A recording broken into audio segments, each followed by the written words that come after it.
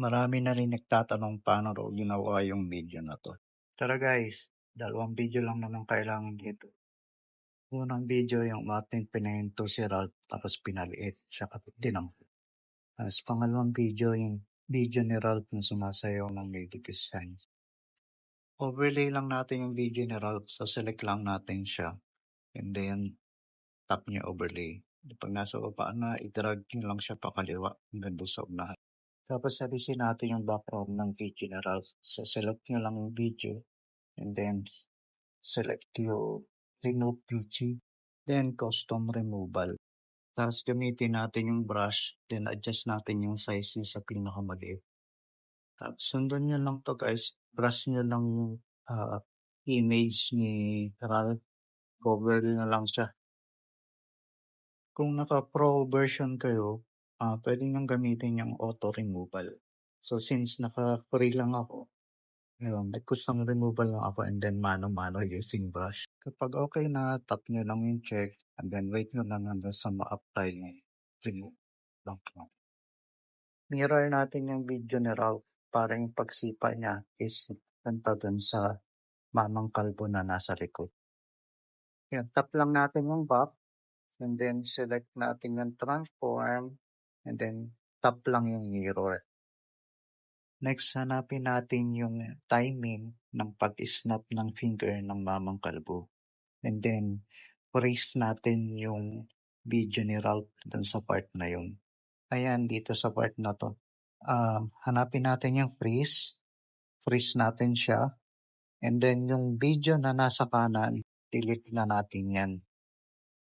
Tapos, select natin yung freeze image. Ayusin natin yung pagkaka-remove ng background. Kasi kung mapansin nyo, nawala yung isang paa ni Ralph. So, custom removal lang ulit tayo and then brush. Brush lang natin yung sapatos ni Ralph para lumabas siya dun sa police image. And then, kapag okay na, tap nyo lang ng check. Then, adjust na lang natin yung length ng police image. Pantay lang natin siya sa dulo ng video. Next guys, hanapin naman natin yung timing ng pagkumpas ng kamay ng mamang kalbo. Yung kunyari pinaliit niya si Ralph. Doon tayo sa timing ng bago bumaba yung kamay niya. Dito okay na to. Then maglagay tayo ng keyframe. Then move natin ng konti pakaliwa yung video. Tapos yung timing ng pagbaba ng kamay ng mamang kalbo. Pag-stop ng kamay niya. Ayan, dyan, maglagay ulit tayo ng keyframe. Tapos paliitin natin yung image ni Ralph. Sindan nyo lang to guys, ganyan lang. Next guys, duplicate naman natin yung main video. So select lang natin yung main video and then scroll natin, hanapin natin yung duplicate. And then yung duplicate, overlay lang natin yan. Tapos i-drag lang natin siya pakaliwa. So tapat lang natin siya dun sa unahan na video. Next naman is hanapin natin dito sa duplicate overlay yung timing na bago dumikit yung kamay ng mamang kalbo doon sa freeze image ni Ralph. Tapos select natin yung duplicate and then split. Tapos delete yung nasa kaliwa. Then doon naman tayo sa timing na ilalapag niya yung image ni Ralph sa table. Tap ulit natin yung duplicate video. Tapos split natin doon sa timing na binaba niya yung image ni Ralph. Tapos yung video sa kanan, delete na yon. Tapos mag-custom removal tayo dun sa duplicate na video. Select ulit natin yung custom removal, then pass. Kailangan lang natin guys dito yung kamay ng mamang kalbo. So focus lang tayo dun sa kamay. Tapos i-brush lang natin yung kamay ng mamang kalbo. Yeah, so kapag okay na, tap ulit yung check.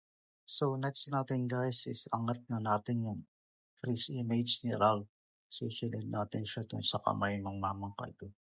Maglagay muna tayo guys ng keyframe dun sa timing ng pagdampot ng mamang kalbo sa image ni Ralph. Select natin yung freeze image and then tap natin yung keyframe. Then punta naman tayo sa timing kung saan ipapatong ng mamang kalbo si Ralph sa table. I-drag natin dun yung image ni Ralph papunta sa table. Tapos tapat din natin yung ulo niya doon sa kamay ng mamang kalbo. So dito guys, mapapansin nyo, masyadong malaki pa yung image na Ralph. So ang gawin natin, precise lang natin yan guys, paliitin lang natin konti. Then ipatong natin sa table, tapos yung ulo, sakto dapat sa kamay ng kalbo. After nyan guys, punta tayo sa basic. Natin lang natin yung basic. Then, tap yung scale. Tapos, in-note nyo lang guys kung ano yung nakaset na scale. So, dito sa case natin, 15%. Gawin natin, ikakopy natin yung scale size dun sa pangalawa saka sa pangatlong keyframe. Dapat pare-parehas yun ang size. Next is yung timing ng paggalaw ng image ni Ralph. Dapat naka-timing siya guys dun sa movement ng kamay ng mamang kalbo. So, ganito gawin natin. Palakihin muna natin yung time frame para mas smooth ang galaw. Then, move natin forward yung video. Kapag pumuti na yung keyframe, guys, pa natin i-drag yung image ni Ralph papunta doon sa kamay ng mamang kalbo. So, ganun lang. Move forward yung video. Tapos, pag nag-white yung keyframe, isunod mo ngayon yung image ni Ralph. So, once na ginalaw mo naman yung image ni Ralph, automatic na siya magkakaroon ng keyframe. Ulit-ulitin lang natin yon hanggang sa makarating tayo dun sa last na keyframe na ginawa natin. Ito na yung result niyan guys. So, after that, export natin yung video and save natin siya. Then, balik tayo sa new project. Import naman natin yung last video na sinave natin. Ito gagawin natin yan guys. I-zoom natin yung video. Mag-zoom tayo guys dun sa part na ilalagay ng mamang kalbo si Ralph sa table. Hanap lang tayo ng timing para sa start ng zoom. So siguro ito dito okay na to. Yung halfway ng pagdampot niya kay Ralph.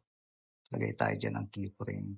Then move forward ng konti yung video. Tapos dun sa part na lalapat na yung paa ni Ralph sa table. Doon tayo mag-zoom. Then center lang natin yung video guys. Isalagay natin sa gitna si Ralph saka si Mamang Kalbo. Then pwede mo na ulit siyang i-export. Ito guys, bonus tip lang to para enhance natin yung quality ng video natin. So import lang natin ulit yung last video na sinave natin. Yung may zoom na siya. Tapos select nyo lang yung video guys. Punta tayo ng adjust. So follow nyo lang yung settings na gagawin ko. So set yung brightness sa 5, contrast to 5, saturation set mo ng 10, and then yung brilliance set mo rin ng 5. Tapos yung sharpen guys, yun yung importante. Set mo siya ng 60 to 80. So dito nag-set ako ng 80 kasi medyo blurred na yung image nung nag-zoom tayo. Yan, 80. Set nyo lang kung saan maganda. Tapos guys, mag-add tayo ng filter. Dito gumamit ako ng green lake. Tapos sinet ko lang siya ng vertex para maganda yung kulay. Yan. Okay na yan guys. Export at save nyo na yung video. So that's it. Here's the final result. Enjoy!